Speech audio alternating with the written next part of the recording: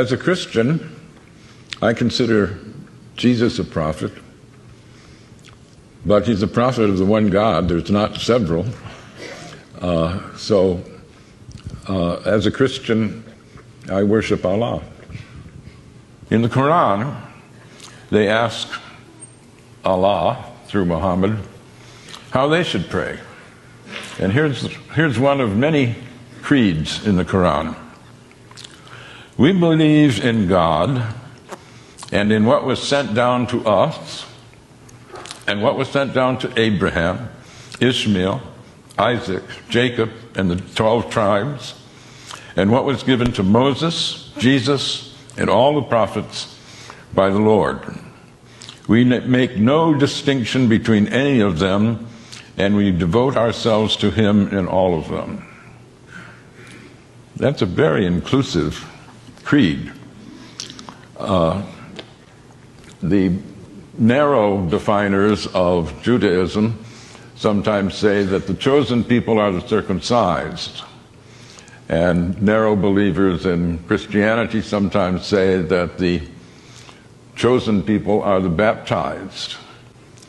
But the Quran says God's chosen people are all the monotheists from the beginning of the creation. And when we think of the succession of prophets, they're given great praise. Muhammad praises Moses. In some ways, the most important prophet before Muhammad, though they're all directly from God, it's Jesus. Jesus is given a bigger accreditation than other prophets. John the Baptist is made a prophet so that he can prophesy Jesus. Mary, his mother, is the only woman named in the Quran. No wife of Muhammad is named. There's no Adam and Eve. There's Adam and spouse. But Mary is not only named, she's made sinless. She conceives Jesus in virgin birth.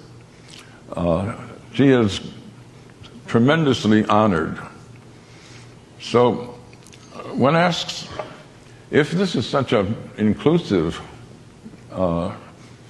founding document of the religion, what is it that people object to?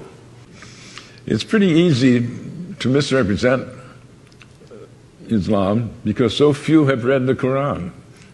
This book I published is a product of my shame. I was embarrassed.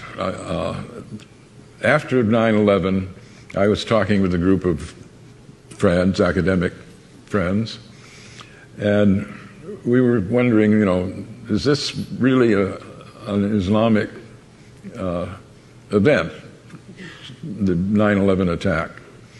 And at some point, people asked, well, who here has read the Quran? None of us had. And a friend of mine said, not even you, Gary? I thought you were a student of religion. And I said, yeah, that's the problem. I'm totally ashamed. And so I went and have been trying to repair that stupidity ever since. But I've tried in a lot of venues to ask how many people have read the Quran. Dare I do it now? How many have read the Quran?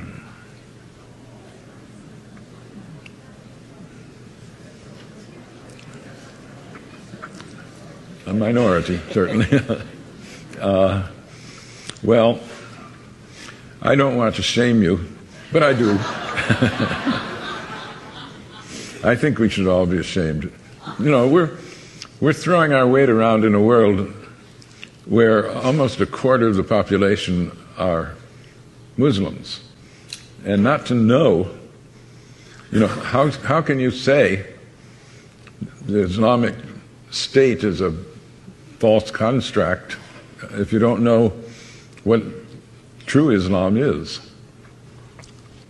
One can only hope that more people will use freedom to do things like read the Quran rather than hate the Muslims.